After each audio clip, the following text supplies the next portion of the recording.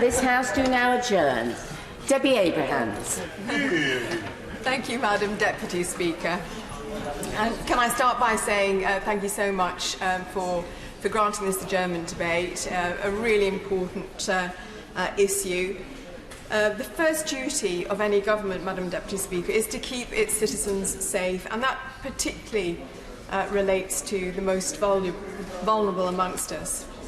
This evening I want to discuss the deaths of vulnerable social security claimants since 2014. That these have been linked to the DWP's actions is a matter of grave concern.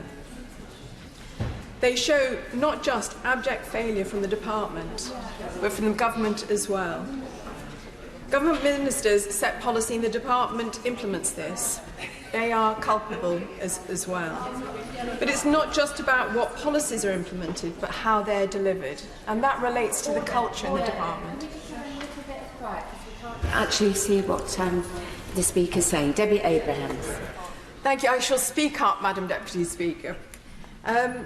So as I was saying, the leadership determines the culture in an organisation. The ministers determine this. So it's not just about the policies and how they're implemented, but the tone and the culture, as I say, related to the delivery of these policies. We know that the government's health assessment process and sanctions regime leaves sick and disabled people in fear and dread as they wait for the inevitable envelope to drop on their doormat, inviting them to participate in either a work capability assessment or a personal independence assessment, or possibly both. Over 3/4 of claimants who appeal their assessment decision, telling them that they are fit for work, have the decision overturned. And that's because these are poorly people. We know that the death rates for people on incapacity benefit or ESA, which in 2013 were 4.3 times higher than that of the general population, increasing from 3.6 times in 2003, show the level of sickness and health of this group of people. And peer-reviewed research published by the Journal of Epidemiology and Community Health estimated that between 2010 and 2013, work capability assessment was independently associated with an additional 590 suicides, 280,000 cases of self-reported mental health problems, and 725,000 additional antidepressant scripts. These assessments are not only not fit for purpose, they are actually doing harm. I will. Okay, and can I congratulate the Honourable Lady in being so assiduous in relation to this as well. She's obviously made a name for herself in this House, for her constituents, but also for everyone on this subject as well. Does the Honourable Lady not agree that in this day and age, to have anyone dying in stress and awaiting rightful help and aid from government can be deemed as nothing short of obscene and disgraceful? And the shame of this, there is a shame, impacts upon every person who takes their seat in this place, and that what we need is an urgent change in the present system. I couldn't agree more with my honourable friend. He's absolutely right. This shames us all. These are the most vulnerable in our society. And as I say, what I will go on to show is how the evidence is revealing that these are policies that have been driven by the government that are having this impact.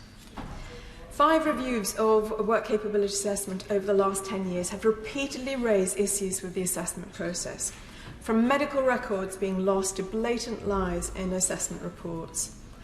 The Work and Pension Select Committee's 2018 reports on ESA and PIP assessment saw almost 3,500 individuals share their experiences. That's an unprecedented public response to a departmental Select Committee inquiry. But tonight I want to raise a number of cases which have been in the public domain and where the department's processes to safeguard these vulnerable claimants has been an abject failure. On the 23rd of January this year, the Disability News Service brought to public attention the death of Errol Graham in 2018. Weighing just 4.5 stone, Errol's body was found 8 months after his ESA support had been stopped. He was 57 years old. His social security support were cut off in October 2017, just weeks after he'd failed to attend an appointment for a DWP Fit for Work assessment. He had been on incapacity benefits since 2003 after his father, who he'd cared for, had died.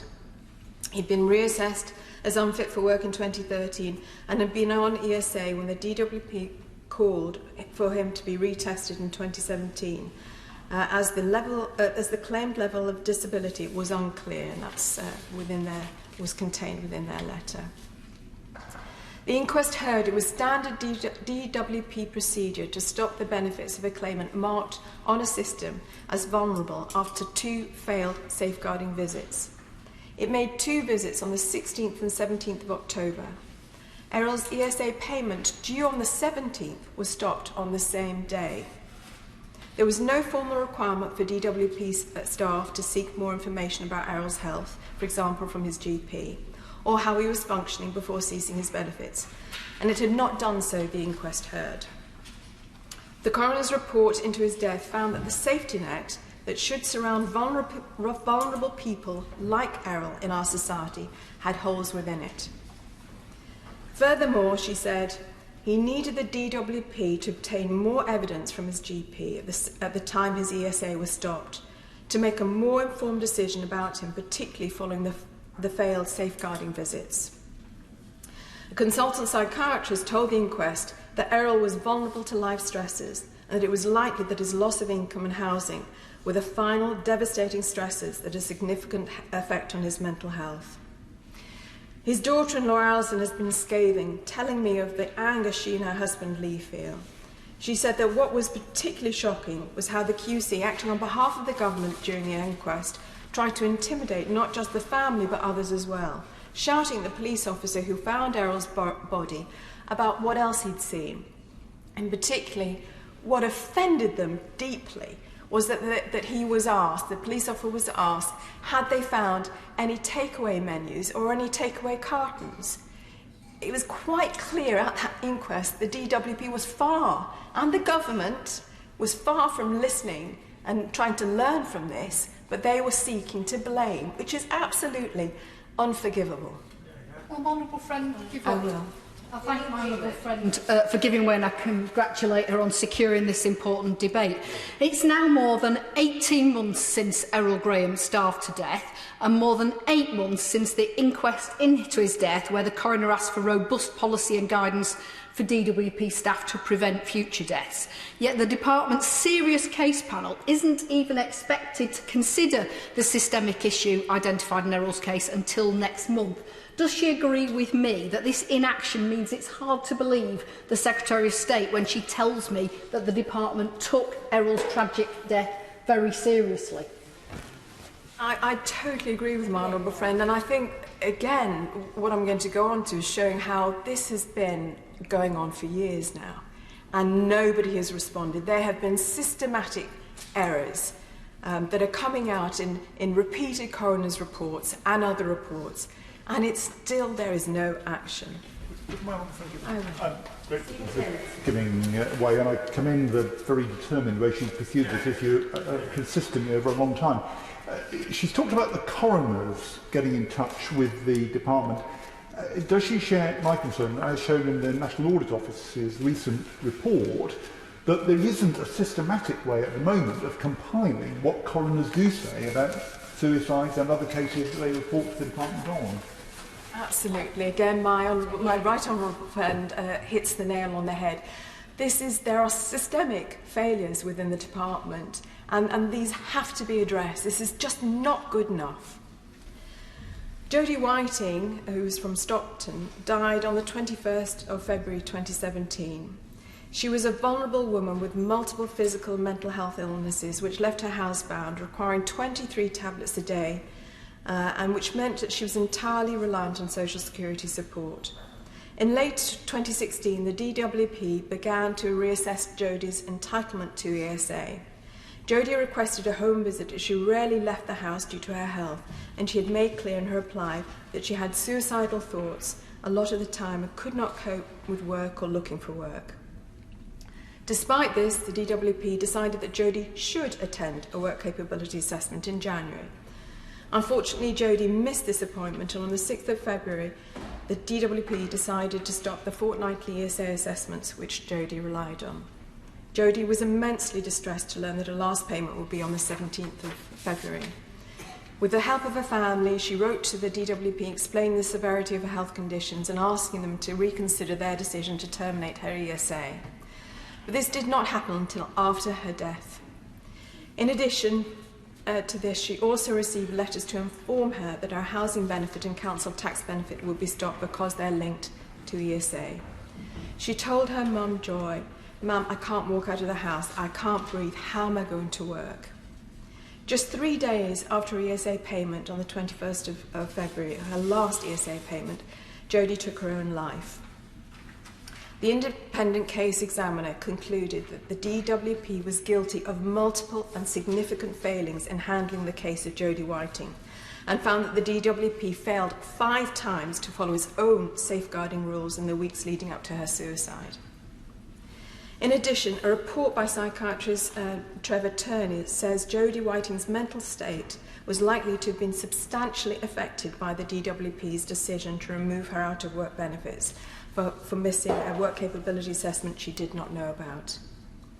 This is now the subject of an appeal for a new inquest to the Attorney General, and speaking to Jodie's family today, they are desperate to know when they may hear from the AG about this. And then there's Stephen Smith. Last April we learned that Stephen, the Liverpool man who many people remember on the front of various newspapers, and we saw his emaciated body, more reminiscent of someone from a concentration camp rather than 21st century Britain, had died of multiple organ failure after being found fit for work.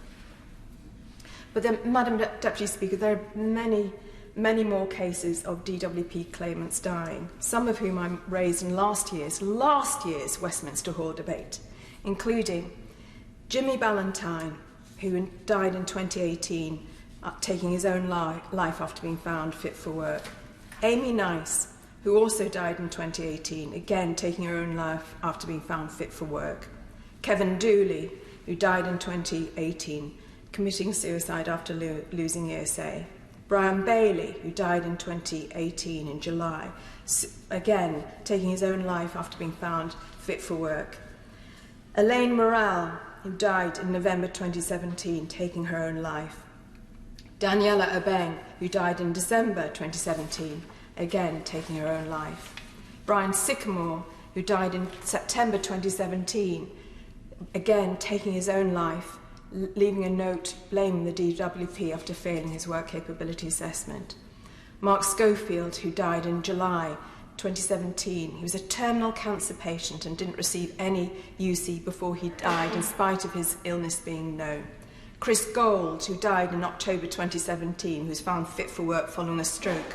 He was facing foreclosure when he died and he couldn't work. Lawrence Bond died in January 2017. He collapsed and died in the street after being found fit for work. Julia Kelly, who died in 2015, again taking her own life after losing ESA for a 3rd time. Ben MacDonald, who died in March 2015, again taking his own life after being found fit for work. Chris Smith, who died in 2015, he had cancer and had been found fit for work despite this being a terminal diagnosis. David Clampson, who died in July 2014, he had no power for his fridge to keep his insulin and he died as a result of this. Michael Connolly, who died in May 2014, again taking his own life on his birthday after losing his ESA. George from Chesterfield, who died in May 2014 of a heart attack 8 months after being found fit for work, having had 3 previous heart attacks. Robert Barlow, who died in April 2014 of terminal cancer, again losing his ESA. David Barr died in September 2014, taking his own life after losing ESA. Trevor Drakard, 2014, died again, taking his own life. Sean Pilkington.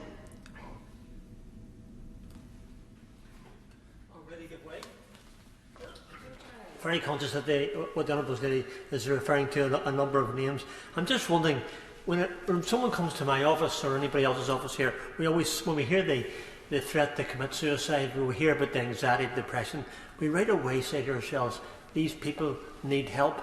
Is it not time that perhaps government should instruct the office staff, when they hear of someone who is threatening suicide or has tried to commit suicide, that action must be taken? I thank my honourable friend, absolutely. It's unforgivable. These are people's family members, and we are not failing them. We absolutely are failing them. We mustn't let this continue. I'm very grateful to my honourable friend. She will probably have seen, as I did, the comment in the recent National Audit Office report on suicides, pointing out that internal process reviews are often carried out, not perhaps as frequently as they should be, but are often carried out when a claimant takes their own life. But the department doesn't know whether the lessons from those reviews are implemented or not. Isn't that another pointer to a dramatic change that's required here? Absolutely, my right honourable friend is spot on. There are so many learning points that we should have already picked up on, and I will go through these in a minute. I'm going to finish this list if I can.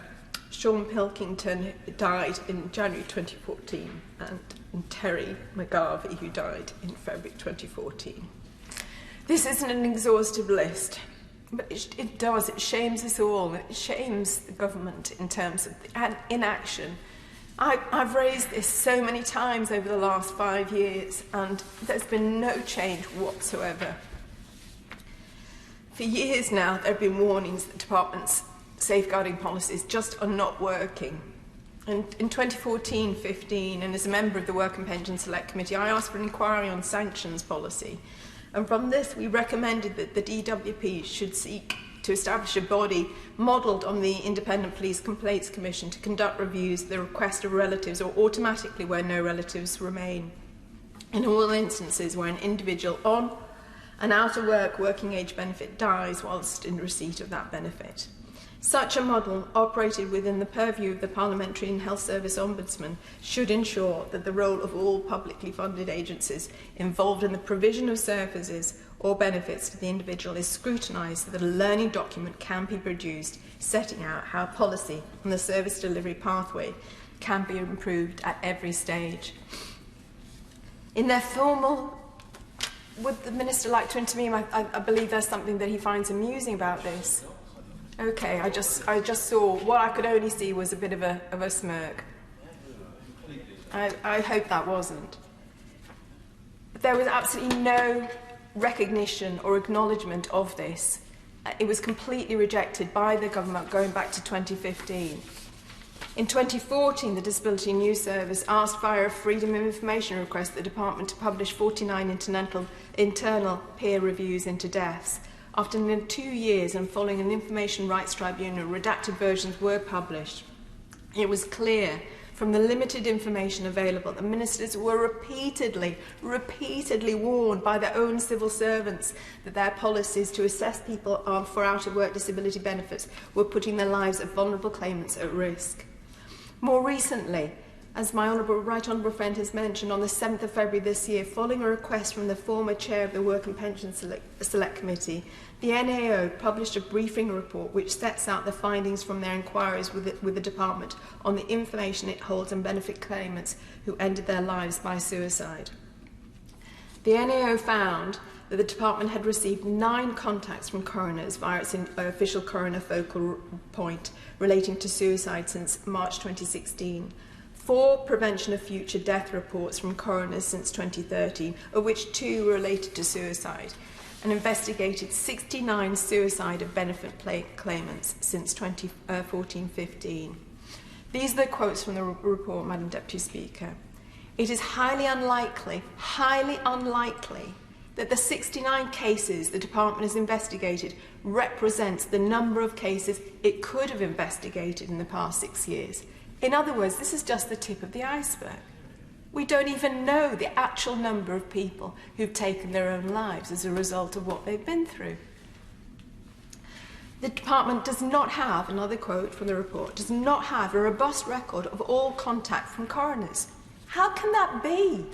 This is a government department, for heaven's sakes. The department accepts that not all its staff are aware of the IPR, that's the internal process reviews. What's the point of doing them if they are not aware? The Department's guidance does not necessarily reflect the full scope of the issues that could trigger an IPR. It beggars belief. The Department told us that there is no tracking or monitoring of the status of these recommendations. As a result, the Department does not know whether the suggested improvements are implemented. Do you not feel ashamed? The Department does not categorise IPR outputs to identify larger trends or themes from within the outputs, and so systemic issues which might be brought to light through the reviews could be missed. The NAO report found similar conclusions to the Select Committee 5 years earlier, that lessons had not been learned. This is just absolutely damning. And I hope not just the ministers here take on board these results, but this is rarely covered in the media, so I hope everyone in the press gallery is going to be reporting on this. This is a scandal. It's a scandal. These are British citizens who are dying as a result of policies implemented by this government. Everybody should be taking note.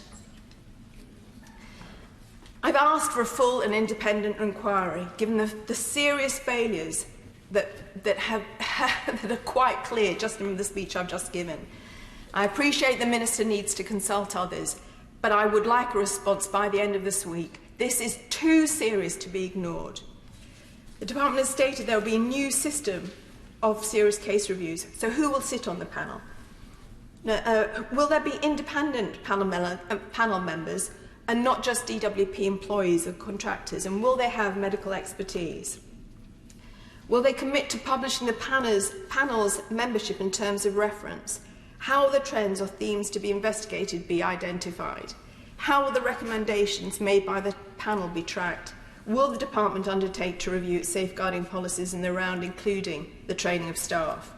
In light of the NAO's findings, how will the Department ensure its guidance reflects the full scope of issues that could trigger an internal process, serious case review, and that all its staff are aware of the relevant guidance? The death of any person as a result of a government policy is nothing more than a scandal. And it's clear that from the cases that I talked about, from the NAO report and others, this is just the tip of the iceberg. We don't know what's going on. For too long, the Department has failed to address the effects of its policies. It must now act. Enough is enough. Minister Justin Tomlinson. Thank you, Madam Deputy Speaker. And I am conscious I haven't got a long time to respond to this very important and serious subject. And I do pay tribute to the Honourable Member for Oldham East and Saddleworth, who has clearly demonstrated not only her genuine passion on this incredibly important subject, but has been a long-standing campaigner in this area, highlighting both through her work on the Work and Pension Select Committee, various debates in Parliament and work within the media to highlight the plight of some of the most vulnerable people in society. I do pay tribute. We do take very seriously all of the points that have been raised. As I said, I'm conscious of time. If we don't cover all of the things, there will be further opportunities. And day in, day out, Madam Deputy Speaker, DWP as a department interacts with many, many people, around 20 million each year, and a number of these are some of the most vulnerable in our society. In the vast majority of interactions with these people, we get it right. The well-being of everyone who interacts with DWP is of the utmost importance. That is why we improve support and guidance for staff on how best to support vulnerable people and are constantly looking at our processes, striving for continuous improvement. However, Madam Deputy Speaker, we concede that there are cases where we haven't got it right, for which we apologise.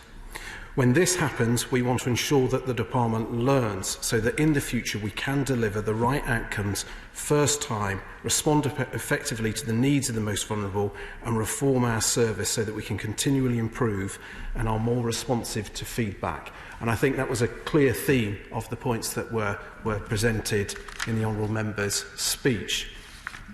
And through our work with some of the most vulnerable in society, there is an opportunity for us to make a difference. And both myself and the Minister for Welfare Delivery are passionate about that in terms of identifying vulnerable claimants, making sure there is personalised and tailored support, making sure that we are signposting or working in partnership with other organisations to give the very best possible support, and crucially, where things are not right, learn lessons. Now, I'm conscious that with the interventions and the speech, there was reference to the very important work of the NAO, and they've reduced a note relating to DWP and the information held on deaths by suicide and benefit claimants. And the department rightly fully cooperated with the NAO during the creation of this new note, also providing a summary of how we were already working to improve processes in a number of areas. For instance, the department set up the coroner's focal point in 2016 and is working to improve this, developing better communication between DWP and the coroner's office. This includes informing the coroner of the circumstances in which they should report a death to the department. The department is also carrying out a review focusing on strengthening the IPR processes and the department's response to serious cases and suicides. We are clarifying the circumstances in which DWP should carry out an IPR and improving our internal guidance and communication to ensure all colleagues are aware and understand processes for reporting a suicide. And it is important, Madam Deputy Speaker, to note the IPRs look into detail at specific claimant cases. Often these contain information that is very sensitive and thus should be treated with care. Via the coroner, families of deceased claimants are able to access information from IPRs.